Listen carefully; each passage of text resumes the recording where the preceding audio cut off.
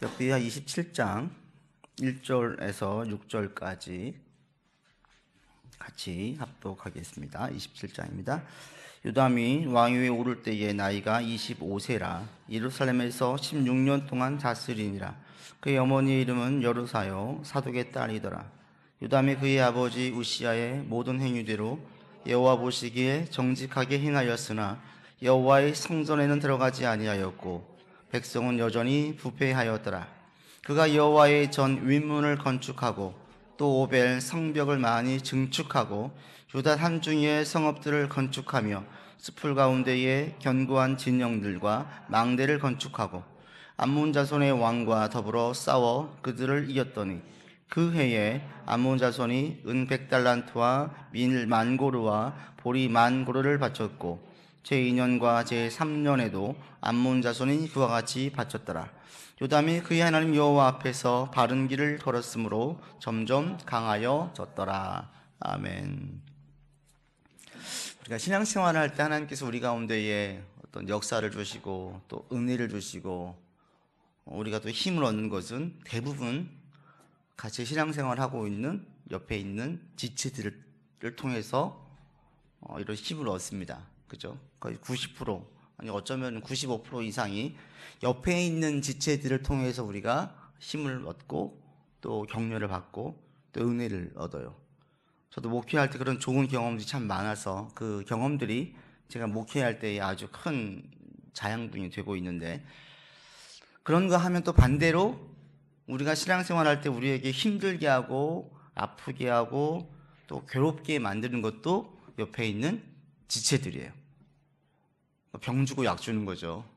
잘 해주다가 힘들게 해요. 이게 우리 옆에 지체예요. 그럼 확률로 따질 때 우리에게 힘을 주는 경우가 더 많습니까? 우리를 힘들게 하는 경우가 더 많습니까? 우리를 힘들게 하는 경우가 더 많아요. 옆에 있는 지체가 나에게 도움도 되고 힘도 주지만 힘들게 하는 경우가 훨씬 더 많아요. 왜?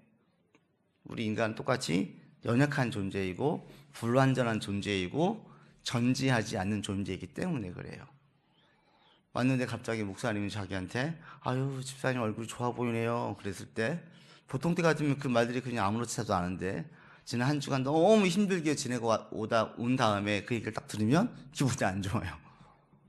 내가 지난주 어떻게 지내고 왔는데 어떻게 해. 속도 모르고 이런 얘기가 나오는 거예요.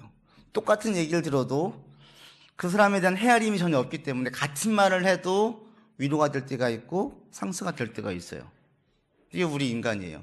그리고 또 안타깝게도 힘들고 어렵고 상처가 되는 그런 것들이 우리 가운데 더 많고 많을 뿐 아니라 더 오랫동안 영향을 줘요. 그냥 그때 끝나는 게 아니라 지속적으로 힘들게 하는 경우가 상당히 오랜 동안 지속되어지고 심지어는 수십 년이 지난 다음에도 영향을 주는 경우가 있어요. 한 번은 우리 그 건우 애가 축구를 좋아하잖아요. 그래서 그 친구들과 함께 그 클럽에서 축구를 같이 하는데 그 아이들 엄마 중에서 유독 우리 아들을 더 걱정하는 한 엄마가 있어요. 주일날 축구 시합이 있었어요. 당연히 예배 시간이 겹친 거 안 되죠. 근데 그분이 하는 말이 너무나 목사 아들이라고 너무나 많은 것들을 통제하면 안 된다고 뭐 이런 얘기를 하시는 거예요. 다른 엄마들과 좀 다르게 너무나 예민하게 반응을 하세요. 그래서 저도 이제 그 얘기를 했죠. 아내한테. 아니 얘기 좀 해라. 우리가 목사 아들로 키우는 게 아니라 그것은 목사 아들이기 때문에 주일날 축구 시합을 못하는 게 아니라 예배가 가장 우선이니까 못하게 하는 것이지 예배를 드리고 할 수 있는 것이다. 우리는 한 번도 자녀를 키울 때 우리 아이들에게 네가 목사 아들이니까 네가 목사 딸이니까 이렇게 해야지 이것은 목사 아들이기 때문에 안 좋아 라는 말을 해본 적이 없어요. 앞으로도 안 할 거예요. 왜? 우리 아이들이 목사 아들로 딸로 자라는 것이 아니라 저는 하나님의 자녀로 자라기를 원해요. 그러니까 사람들이 이러쿵저러쿵 이야기하는 것 이전에 그게 중요한 게 아니라 하나님 보시기에 옳은 아이들로 자라기를 원해요. 그래서 아이들에게 무엇인가를 훈계하고 또 혼을 낸다면 네가 목사 얼굴에 아빠 얼굴에 똥칠을 내? 이게 아니라 하나님 보시기에 옳지 않으니까 혼내는 것이고요. 하나님 보시기에 합당하지 않은 길로 갈 때에는 따끔하게 할 수 있는 거예요. 이런 기준으로 이런 교육관을 가지고 아이들 계속 가르치고 있습니다. 그러니까 그 엄마 얘기를 들으니까 제가 그랬어요. 억울하잖아요. 나는 잘 가르치고 있는데, 그렇게 예민하게 강하게 통제하지 않는데 좀 얘기 좀 잘해. 아니, 안 되겠다. 나를 한번 만나게 해줘. 내가 얘기할게. 이랬어요. 왜 이렇게 예민하나? 나중에 알고 보니까 그 엄마가 과거에 자신이 그렇게 죽일 날 힘들어했던 시간들이 많았던 거예요. 이분의 어머님이 권사님인데 어릴 때부터 그렇게 주일 성수에 대해서 너무 지나칠 정도로 예민했대요. 아주 지나칠 정도로. 아주 엄했대요. 너무나 엄격하게 심하게 이야기하니까 이게 반감이 커진 거예요. 상처가 된 거예요. 그래서 나중에는 이분이 지금 교회를 안 나가요. 어릴 적에 그러한 경험들이 자기한테 아프게 영향을 주다 보니까 그것이 지금까지도 영향을 주어서 같은 반 아이의 아빠가 목사라는 사실에 혹시 자신의 어린 시절과 같은 피해를 입지 않을까, 이것이 우려가 되어서 예민하게 반응했던 거예요. 과거에 자신이 엄마로부터 지나치게 엄격하게 주일 성수를 강요받아서 이것이 상처가 되고 아픔이 되어서 수십 년이 지난 지금도 그것이 그렇게 무엇인가 연결점이 있으면 예민하게 반응을 한 거예요.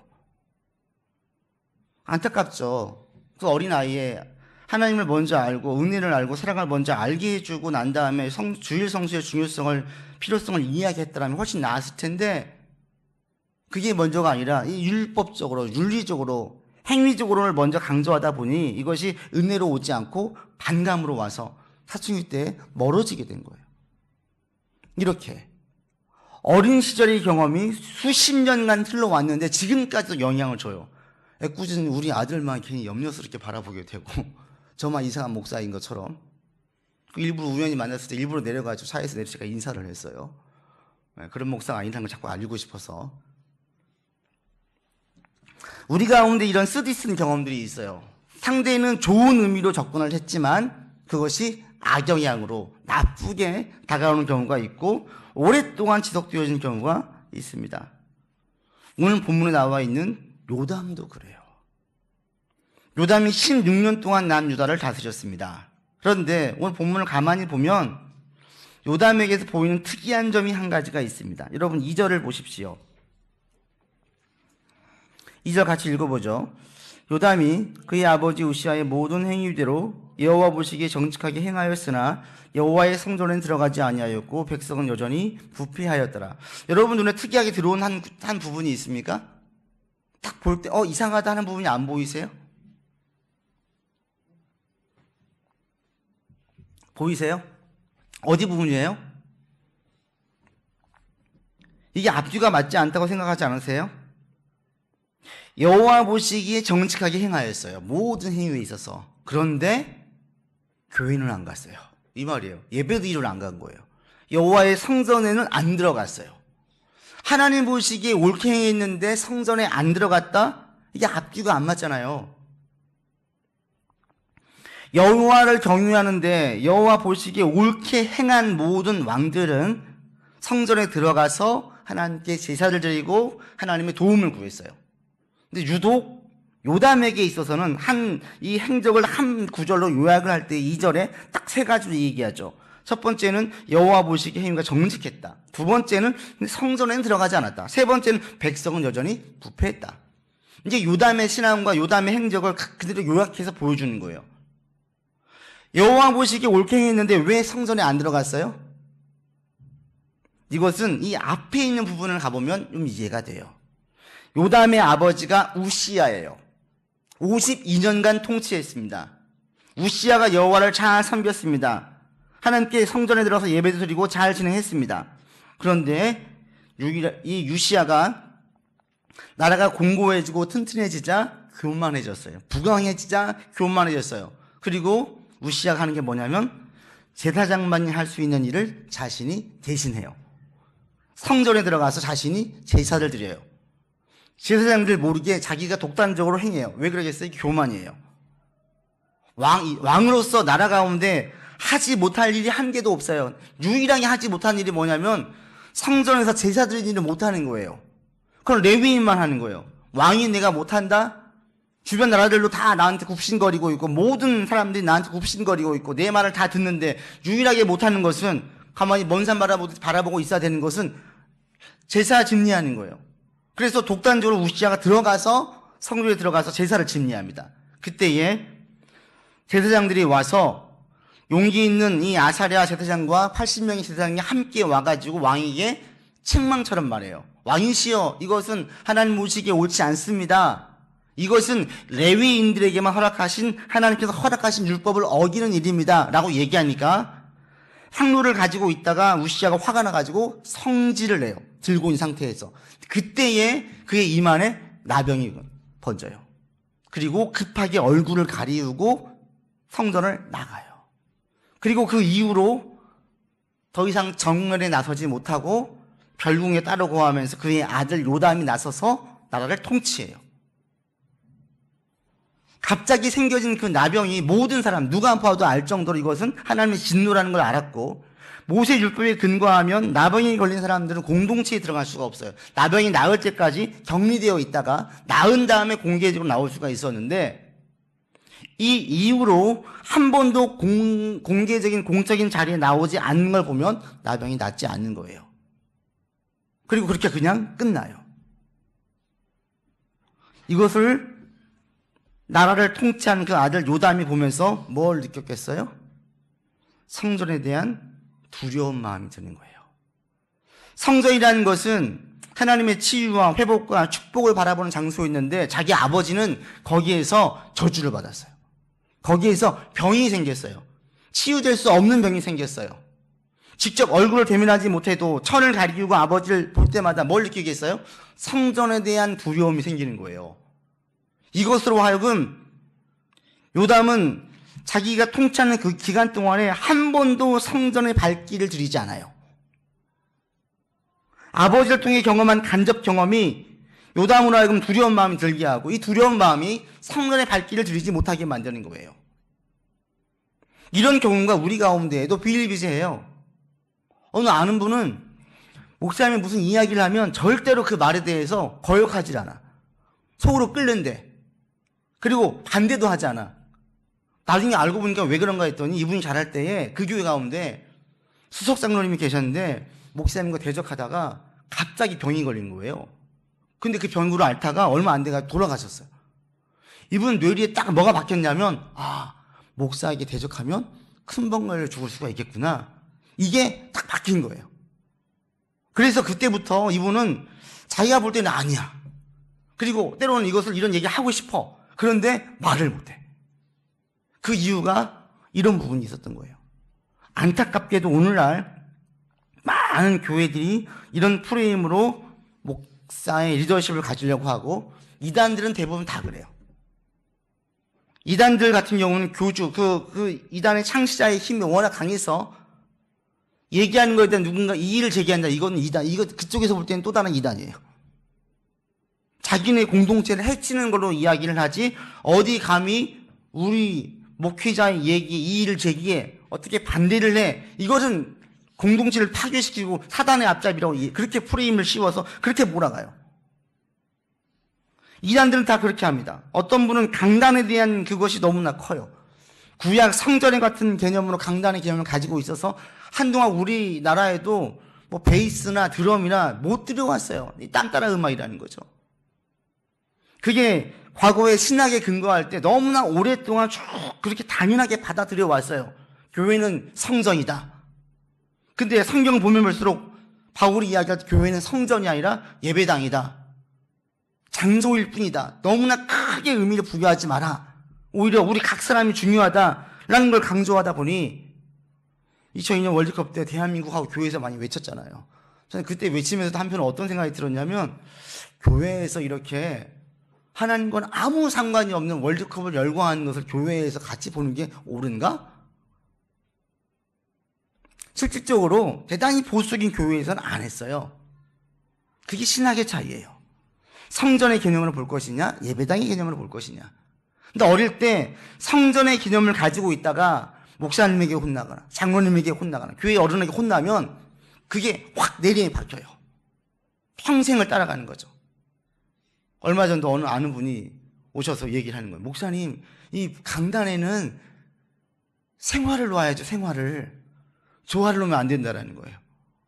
웃으면서 제가 그러면 더 좋지요. 근데 여긴 햇빛이 안 들어서 죽어요. 어떤 개념이 있어요? 여기는 살아있는 것만 있어야 된다는 거예요. 성전에는. 어릴 때부터 이렇게 자라오고 이렇게 키우고 토요일마다 엄마가 엄격하게 목욕을 시켜가지고 교회에 주일날 들여보내고 이런 것들이 내재되어져 있으면 계속 영향을 주는 거예요. 제가 아는 분은 어느 여자 전사님의 얘기인데 그분이 자기 아들이 어릴 때 거짓말을 해가지고 너무 속상해가지고 어마하게 혼냈대요. 그리고 자기는 금식을 했대. 제가 그 얘기를 들을 때 한편으로는 그래 잘 훈련시키십니다라는 생각이 들면서도 그 아들이 그걸 이해를 할까? 그게 혹시 트라우마가 되진 않을까? 제 생각에 자라면서 엄마의 그 엄격한 그 거짓말에 대한 엄격한 그 잣대가 아이로 하여금 자라면서 더 반감이 들게 하진 않을까? 한편으로는 살면서 선의의 거짓말이라는 것도 있는데 거짓말을 할 때마다 계속 찔림이 있으면서 하나님은 나를 싫어하실 거야. 이런 마음이 들진 않을까?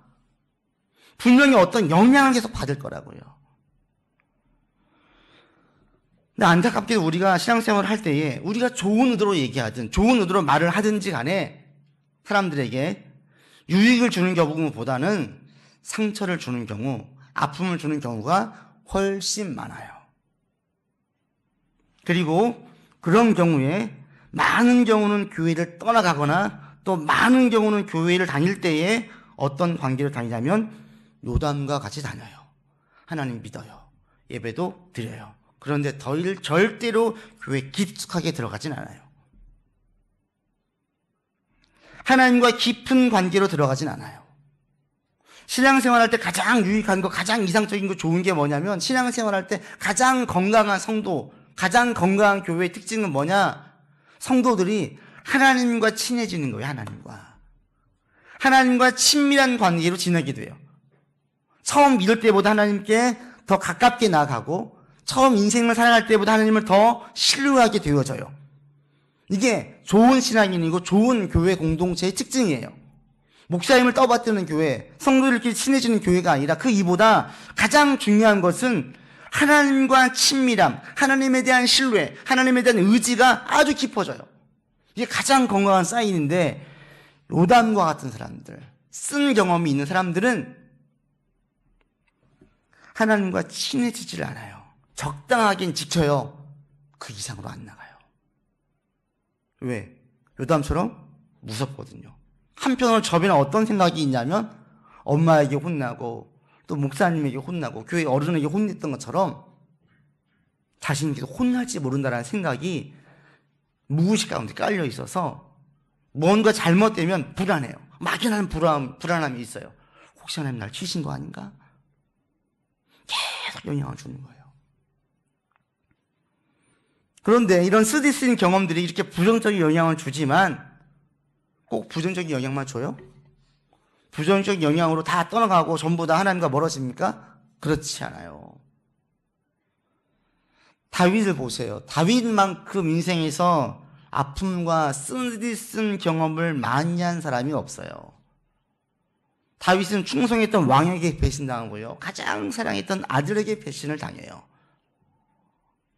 자기 앞에서 아들과 싸워서 아들을 죽여요. 자녀를 죽이면 가슴에 묻는데 가슴에 묻는 자녀가 한둘이 아니에요. 이런 다윗이 힘들고 어려웠고 많은 상처를 받았음에도 불구하고 하나님과 훨씬 더 깊고 친밀한 관계로 점점점 더 들어가요. 바울을 보세요. 얼마나 많은 사람들에게 배신을 당했는데요. 얼마나 마음에 상처가 많았는데요. 얼마나 많은 비방을 받았는데요. 자기가 세웠던 교회로부터도 비방을 당했어요. 교회가 그냥 염증이 생길 정도로 너무나 썩어버린 모습을 보고 얼마나 실망을 하겠어요. 그런데도 바울은 자기의 사도직을 그만두지 않아요. 자기의 열정이 식어지지 않아요. 계속 달려가요. 쓰디쓴 사람들로부터 겪었던 경험들이 바울의 그 사역과 하나님께 대한 열정과 하나님과의 친밀한 관계를 끊지 않았어요. 계속 깊어지게 만들었어요. 차이가 있잖아요. 똑같은 경험을 했어요. 아니 더 아픈 경험을 했음에도 불구하고 이쪽에서는 훨씬 하나님과 친밀한 관계를 가져요. 이쪽에서는 점점 멀어져요. 절대 적정선 이상으로 하나님께 다가가지 않아요. 교회에서 봉사도 해요. 그러나 딱 선이 있어요. 이 선을 넘어서지 않아요. 차이가 어디 있느냐? 요담 같은 경우에는 절대로 자기 아버지가 왜 문둥병에 걸렸는지, 성전이 어떤 곳인지 탐구하지 않아요. 그냥 거기서 끝나요. 누군가 나한테 상처를 줬어요? 그걸로 끝나요. 지금도 기억나는 게 예전에 그 카툰에 그 광수 생각이 나왔던 그 광수 씨. 중고등부 때 교회 다닐 때잖아요. 한 번은 자기가 추리닝을 너무나 좋은 걸 사가지고, 그때는 추리닝을 입고 다니는 게 유행이었던지라 좋은 걸 사서 메이크 옷이니까 기분 좋게 입고 갔어요. 그날 그 부장 집사님이 막 혼을 냈어요. 교회에 올 때 누가 운동복을 입고 오냐고. 그 다음부터 교회 안 나갔대요. 거기에서 생각이 더 나가지를 않아요. 꼭 그래야만 하는지 서운함만 있고 그걸로부터 멀어졌을 뿐이지. 그럼 교회란 어떤 곳이냐? 교회는 어떤 옷을 입고 가야 되느냐? 사색하거나 탐구하지 않아요. 하나님으로부터 멀어진 분들은 다 이래요. 그럼 본질이 뭐냐? 그럼 성경에서 무엇을 이야기하냐? 반면에 하나님과 더 깊고 친밀한 관계로 나아간 분들은 모두 이런 깊은 사색이 있어요. 성경의 근거에서 하나님 보시기에 무엇이 옳은지에 대한 계속 탐구가 있습니다. 다윗이 사울에게 괴로워할 때 다윗이 묵상했던 것은 기름 부음이었어요. 하나님께 기름 부음 받는 게 무엇이냐? 하나님 보실 때 기름 부음이라는 게 어떤 의미가 있느냐? 이것에 대한 성경적인 정리가 끝나자 다윗은 사울을 죽이지 않아요. 그럼에도 자기가 절대 절망하지 않아요. 사울이 악인은 분명히 정의를 내려요. 그러나 자기는 죽이지 않아요. 바울도 마찬가지입니다. 많은 사람들이 그의 사도성에 대해서 이의를 제기했어요. 당신은 12제자가 아니지 않느냐? 직접 말씀을 듣지 않았느냐? 누가 당신에게 사도성을 부여했느냐? 바울이 계속 물어요. 사도란 무엇이냐? 물어요. 그래서 모든 서신서에 보면 하나님께 기름 부음 받은 나 바울은 이라고 이야기하죠. 하나님께 택함 받은 나, 하나님이 세우신 나로 이야기해요. 여러분들에게 나는 택함 받은 게 아닙니다. 사람들에게 공증받은 내가 아닙니다. 나는 하나님의 직접 받았습니다. 사도성이 무엇인지, 자기의 사명이 무엇인지, 자기가 할 일이 무엇인지 계속 하는 거예요. 저도 목회할 때 누가 저를 제일 힘들게 하겠어요? 무엇이? 사람들이 저를 제일 힘들게 해요. 사람들이 위로받지만 사람들로 많은 상처도 받아요. 그럼 그럴 때마다 제가 만약에 받은 상처만 헤아리면 사람들과 절대 가까워지면 안 되죠. 절대 거리를 두어야 되죠. 저는 그런 마음이 없어요. 더 깊이 들어가고 싶어요. 더 깊은 친밀한 관계를 맺고 싶어요. 왜? 인간이란 무엇이냐를 제가 고민하는 거예요. 성경에서 말하는 인간이 무엇이지? 나는 왜 큰 상처를 받았지? 나는 왜 아프지? 그 원인은 무엇이 있지? 성경적으로 따져보니까 답이 나와요. 문제는 제가 하나님보다 사람을 더 신뢰했던 거예요. 하나님보다 사람을 더 의지했던 거예요. 때론 하나님보다 사람을 더 좋아했던 거예요. 가만 보니까 내가 사람들에게 배신당한 것만큼 나도 많은 사람들 배신했어요. 내가 상처를 받은 것만큼 나도 많은 사람들에게 상처를 줬어요. 그래 놓고는 다른 사람들 나한테 그렇게 안 하겠지라는 생각을 하고 있는 거예요. 이게 얼마나 우매해요. 이게 우리예요. 이런 것에 대한 정리가 끝나고 나니 사람들에게 상처를 받을 때도 그것이 하나님에 대한 원망이나 하나님과의 친밀함이 깨지는 관계는 절대 가지 않습니다. 사람들을 사랑하는 마음이 식어지지도 않게 합니다. 함께 동역하고자 하는 마음도 끊어지지 않게 합니다. 계속하게 만들었어요. 여러분 지금 이 자리에 앉아 계시는데 여기 오기까지 우리가 많은 경험들을 해요. 그 경험들 가운데에는 유익하고 좋은 경험도 있지만 매우 쓰디 쓴 경험들도 있어요. 바라긴 여러분 그런 경험들을 성경의 근거에서 자꾸 바른 답을 찾으려고 고민하고 알아보고 사색하는 시간들을 가질 수 있기를 바랍니다. 성경적으로 답을 내려지면 그런 경험들이 우리의 믿음 성장하는데 하나님과 친밀한 관계를 맺는 데에 방해하지 않아요. 더 깊어지게 만들어요. 더 깊이 있게 만듭니다. 신앙이 유익이 되게 만듭니다. 저는 여러분들이 이렇게 되었으면 좋겠어요. 더 그래서 친밀해지기를, 더 끈끈해지기를, 하나님을 더 신뢰하게 되어지기를. 그러니까 다윗은 나중에 어떤 생각이 들어요? 갑자기 자기가 평안하게 왕으로 있다가 자신을 이 자리까지 인도해 주신 하나님의 인재를 상징하는 법궤가 천막에 있는 것을 알게 되어지니 그렇게 있는 게 조종스러운 거예요. 다윗 가운데 자원하는 마음이 생겼어요. 나는 이렇게 편안하고 좋은 집에 있는데 하나님의 인재를 상징하는 저 법궤가 있는 곳은 천조각이 둘러서여 있구나.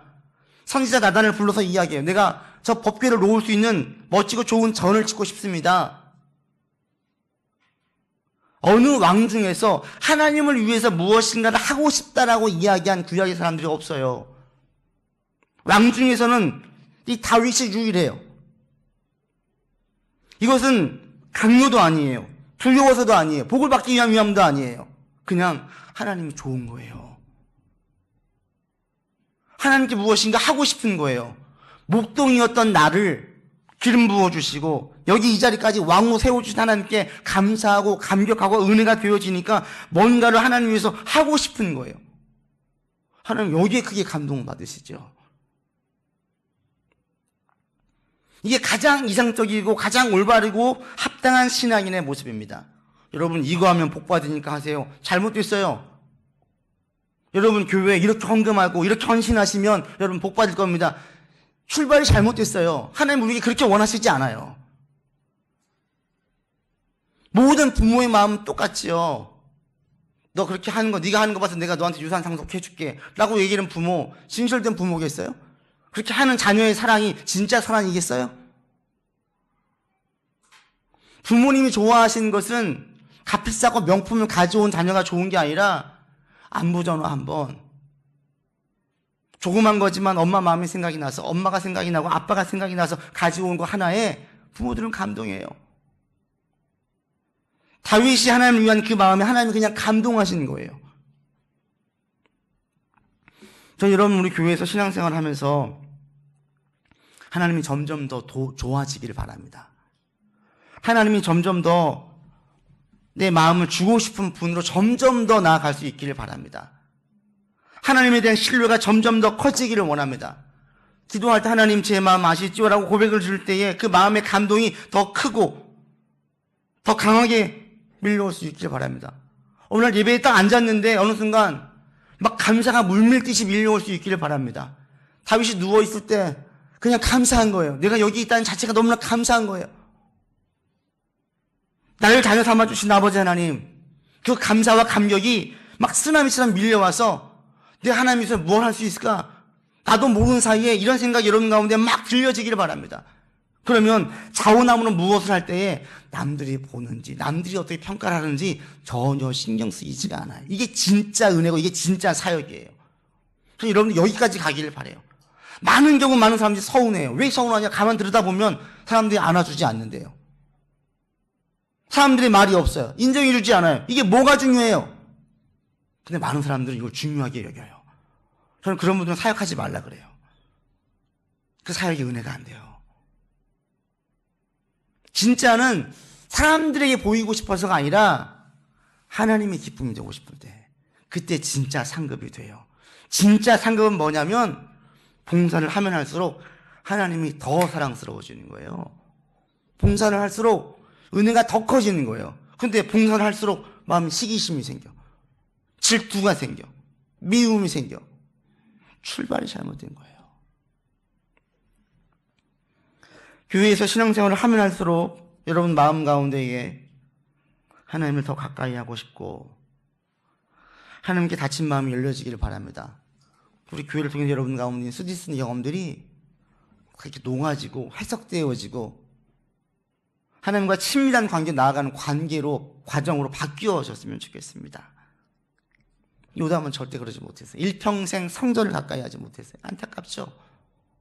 광수 씨도 일평생 교회를 멀리 했어요. 안타깝죠? 어느 유명 연예인, 환갑 넘어서 유명 연예인도 그래요. 자기 어머니가 어릴 때부터 그렇게 교회에다 퍼갖다 줬대요. 자기 집도 힘든데. 목사에게 왜 그렇게 갖다 줬는지. 자기는 결혼 2번 하고 이혼하고 지금 혼자 살아요. 근데 교회를 떠나갔어요. 그때 그 경험들이 목사란 무엇인지, 교화란 무엇인지, 어머님의 헌신이 어디까지 옳고 어디까지 안 해야 되는지 생각이 없어요. 요담은 일평생 아버지를 보면서 두려울 뿐이었어요. 그것을 좋은 쪽으로 해석해 보지 못했어요. 이런 사람들, 하나님께 적당히 거리를 두는 사람들, 내 특징이 뭔지 아십니까? 본문에 잘 나와져 있어요. 3절 보십시오, 여러분. 요담이 무엇을 힘쓰는지 3절, 4절만 읽어보죠. 같이 읽겠습니다. 그가 여호와의 전 윗문을 건축하고 또 오벨 성벽을 많이 증축하고 유다 한중의 성읍들을 건축하며 숲을 가운데의 견고한 진영들과 망대를 건축하고 뭘 했어요? 왕으로서 할 일을 열심히 했어요. 성실하게.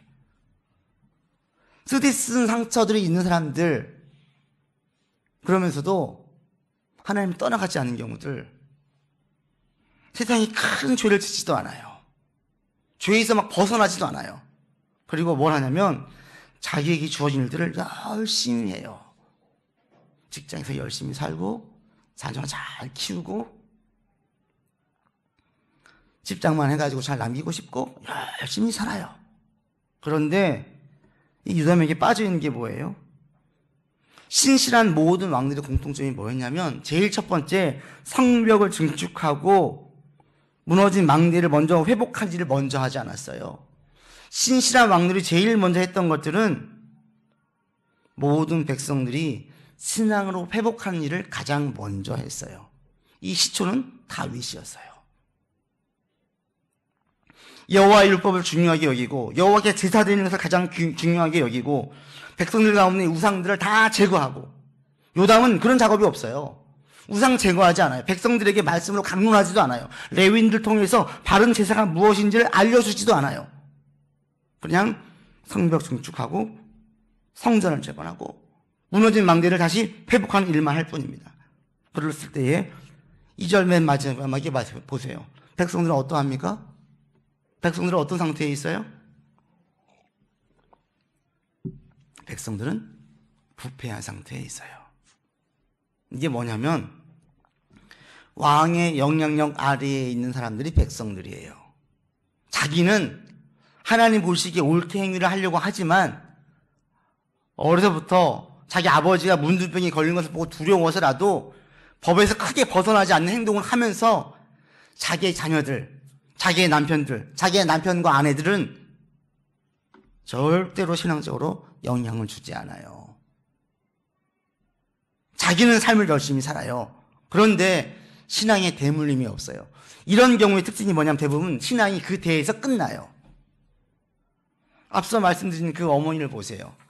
어릴 때부터 자기 엄마, 권사님의 어머니의 그 지나친 엄격한 주일 성수에 대한 그 아픔이 자기로 하여금 어떤 마음을 가지겠냐면 자기 아이들은 그렇게 안 키우고 싶은 거예요.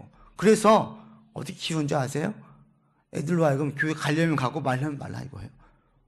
교회 안 가요. 집에서 아무도 안 믿어요. 본인도 안 나가요. 그러면서 하는 말이 언젠가는 나가야죠 이래요. 그런데 이분이 또 어떻게 사는지 아세요?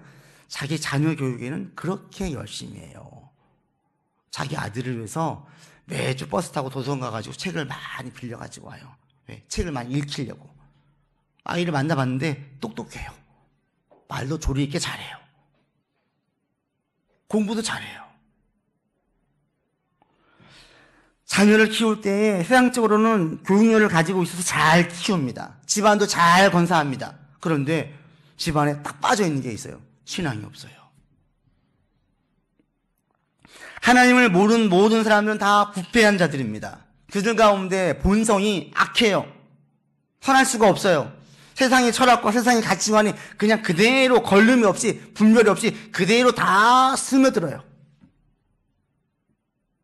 좋은 대학 갈 수 있겠죠. 좋은 직장 들어갈 수 있겠죠. 잘 살 수 있겠죠. 그런데 하나님은 없어요.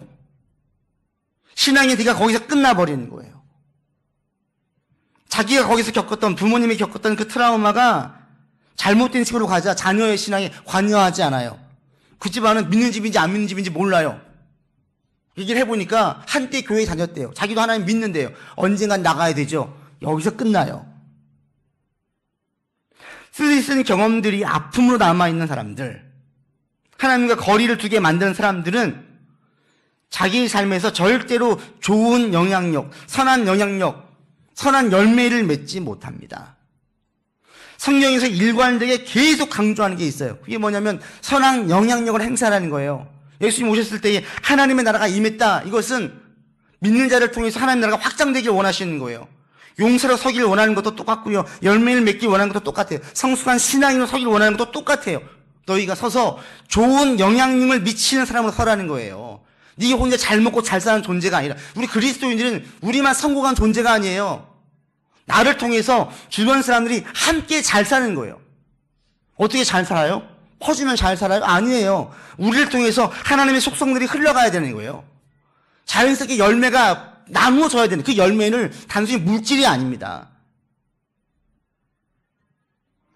내가 하나님께 감동을 받고 내가 깊은 관계를 맺고 하나님의 속성들이 나를 통해서 흘러나갈 때에 이게 영향력이 되는 거예요. 돈이 많고 적고 세상의 사회적인 지위가 높고 낮고는 아무 상관이 없어요. 오히려 아래 직원을 통해서 은혜 받은, 감동받은 상사가 있어요. 반대로 상사가 성경책을 꽂아놓는데 계속 악영향과 스트레스나 아픔들만 주는 그런 상사가 있어요. 지위는 아무 상관이 없어요. 지금 내가 하나님과의 관계가 중요한 거예요. 그리고 저는 그 출발을 여러분 가정에서 시작하면 좋겠습니다. 가정에서. 왠지 아세요? 가정에서 선한 영향력을 행사하기가 제일 힘들어요. 가정 밖에서는 말로 다 할 수 있어요. 우리 말이 먹혀요. 저도 말이 먹혀요. 다 여러분들에게. 집에서는 말이 안 먹혀요. 뭐가 먹혀요? 행위가 먹혀요. 행위가.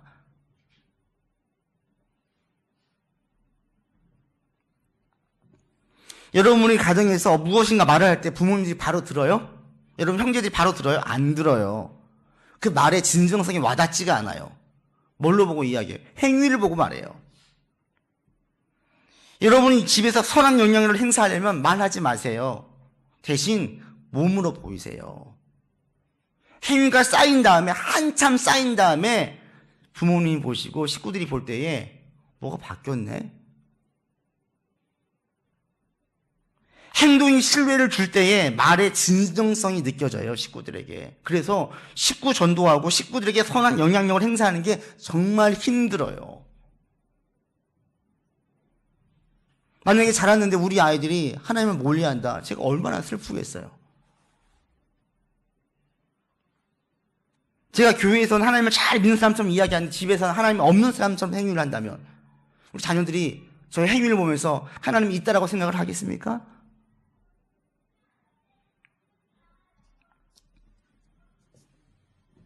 이제 12월 얼마 남지 않았습니다. 여러분 가정에서 여러분의 위치와 여러분의 모습을 한번 좀 돌아보시면 좋겠습니다. 그리고 바라기는 여러분을 통해서 선한 영향력이 많이 흘러가기를 원합니다. 우린 불완전한 존재라 사람들에게 상처를 주지 않을 수가 없어요. 근데 상처 준 거로 막 고민하지 마시고 할 수 있는 한 어떻게 하면 하나님 우리를 통해서 선한 영향력이 흘러갈까요? 로 묻고 여기에 관심을 두고 나아갈 수 있길 바랍니다. 그리고 우리 가운데에 우리가 원든 원치 않든 우리가 누군가에게 분명히 쓰디쓴 경험들을 주고 지금까지 살아왔습니다. 앞으로도 그럴 겁니다. 그런데 이것을 절대로 합리화시키지는 마시기 바랍니다. 내가 누군가에게 상처 준 것들이 있고 쓰디쓴 경험들을 주는 게 있다면, 깨달아진다면 돌이키세요. 돌이키시고 나를 통해서 선한 영향력을 행사할 수 있도록 위해서 힘쓰시길 바랍니다. 그리고 그 출발을 여러분 가정에서 하세요. 그 출발을 매일 만나는 직장의 동료들에게서 먼저 하세요. 이게 우리가 가장 첫 번째 다시 한번 우리 자신을 점검하고 돌아볼 부분입니다. 그래서 여러분 가운데 12월 달 하나님을 더 사랑하고 더 의지하고 나갈 수 있기를 바라고요. 여러분 가정이 지금 하나님 보시기에 복받을 만한 길로 가고 있는지를 한번 살펴보십시오. 하나님 보시기에 올바른 길로 가고 있는지, 우리 가정 가운데 죄가 가득하지는 않는지 점검해 보시고 계속 하나님 보시기에 안전하고 인정해주고 복받는 길로만 걸어가는 여러분들 되기를 바랍니다.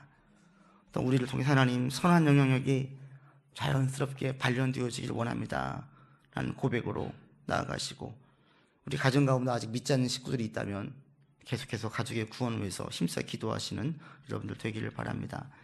기도합시다. 아버지 하나님, 우리가 이 땅에 살면서 원치 않게 여러 사람들에게 아픔과 상처를 줍니다. 때로는 그것이 쓰디쓴 경험이 되어서 하나님께 마음을 닫게 하고 멀리하게 되는 경우도 있습니다. 네, 아버지 하나님, 여기 있는 예배드리는 모든 사람들 한 사람도 그런 어리석은 반응을 보이지 않도록 인도하여 주십시오. 성경적으로 신앙적으로 올바른 뜻이 무엇이고 무엇이 정답인지를 바로 알고 밝게 깨달아서 사람들로부터 받는 상처와 아픔들이 우리 신앙에 하나님과의 관계를 단절시키거나 거리감을 느끼게 만들게 하지 않게 하시고 하나님과 더 깊고 친밀한 관계로 나아갈 수 있도록 인도하여 주십시오. 또한 아버지 하나님, 우리 또한 이 땅에 살면서 많은 사람들에게 상처를 줍니다. 주님, 이게 바뀌어지기를 원합니다. 우리의 쓴물이 단물로 바뀌어지기를 원합니다. 용사로 서기를 원하고 열매를 맺기를 원합니다. 그리스도의 향기가 우리를 통해서 자연스럽게 발견되어지기를 원합니다. 주님 더 사랑하고 주의 은혜가 우리 안에 더 커지고 아버지에 대한 신뢰의 정도가 훨씬 더 깊어지는 우리의 인생 될 수 있도록 늘 인도하여 주시옵소서. 혹여 하나님의 성도들 가운데에 지금 아프고 힘들어하는 지체가 있습니까? 그리스도의 은혜 가운데에서 희석되게 도와주십시오. 썩어져서 우리가 성장하는 밑거름이 될 수 있도록 인도하여 주십시오. 그리함으로 주님과 더 깊고 친밀한 관계로 나아가는 우리 모든 성도가 될 수 있도록 인도하여 주옵소서. 우리 구주 예수 그리스도 이름으로 기도드립니다. 아멘.